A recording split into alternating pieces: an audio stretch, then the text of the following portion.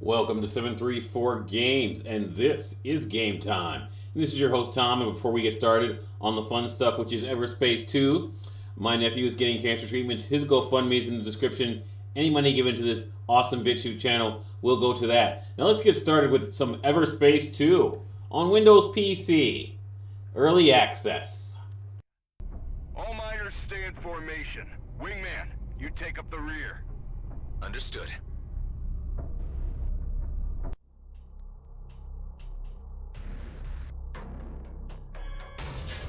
Move.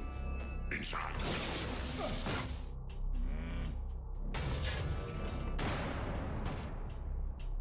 Damn it. You're wasting your energy. We're locked in by a force field. Just sit tight and make the best of it. Looks like they threw you quite a welcome party.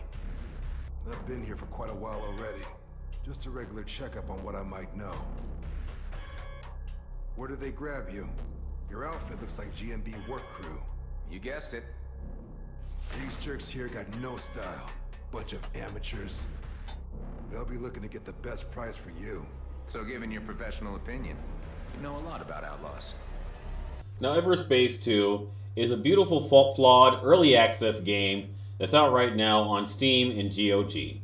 Now, I went ahead and I picked up the GOG copy of this game. I like GOG copies because they're non-DRM. Steam is cool because you get Linux support. Even if a game doesn't support Linux, Steam still supports Linux itself. So that's pretty cool that Valve does that.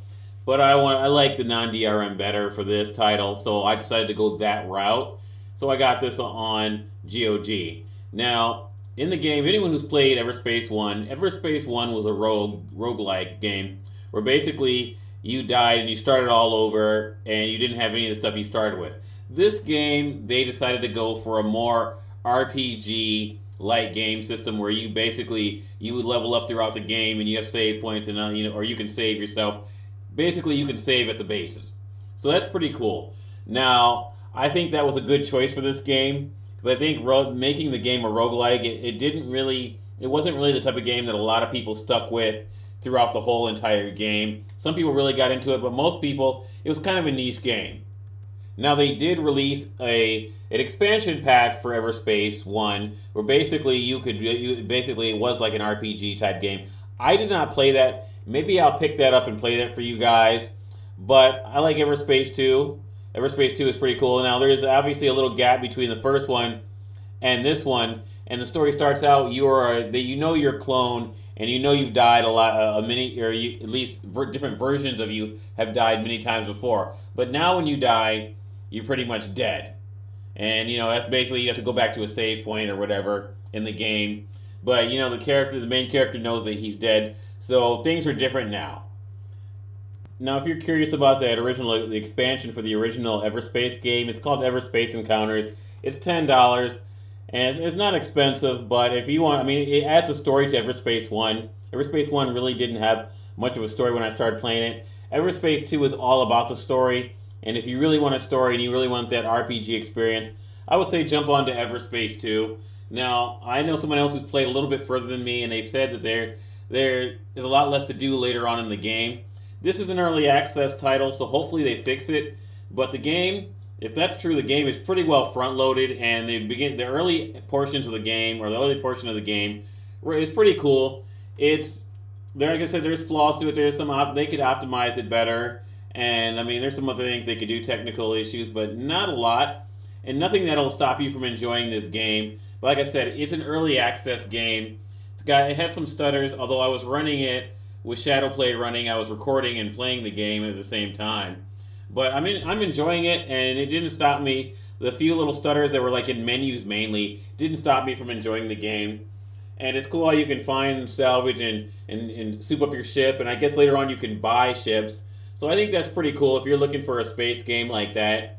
There's especially now, when it comes to controllers, there are a few space games out there, but on PC, but not a lot. If you like using a controller, then this is a good bet. This is better than, obviously, I think you can use a controller with Elite and Dangerous, but that game controls kind of like a truck simulator. It's weird. This is a game where you have that more arcadey feel, but you still have that RPG element. So it's a lot of fun. So I mean, like I tried another game called Space Conflict, and you have really no controller support in that game. So I enjoy. So this game, if you're somebody who wants to play with a controller on your PC, this is definitely your best bet. And it's pretty cool. It's a lot of fun. Although I'd say the controls are very sensitive. I even toggled the sensitivity down, and with the controller, it seems like the controls are very sensitive. So obviously, you're going to get more precision from a keyboard. But what's here is what I'm playing here. What I've played here, I'm enjoying. And if you're somebody who's looking for an early access game to check out, then I think this is a good game for you. It's not a finished product yet, and I'm sure the developers behind this will finish this game. Those developers being Rockfish Games, they're the same people who developed the first game. And that's pretty much it. That's all I have to really tell you about this game so far. I'm definitely going to jump in this game a little bit more and play this game. There's a couple other games I want to get back to, but right now I'm just hard in Final Fantasy VII Remake. And that's a definitely different type of game than this game. But that's pretty much it for this episode of Game Time from 734 Games, where gaming is alive.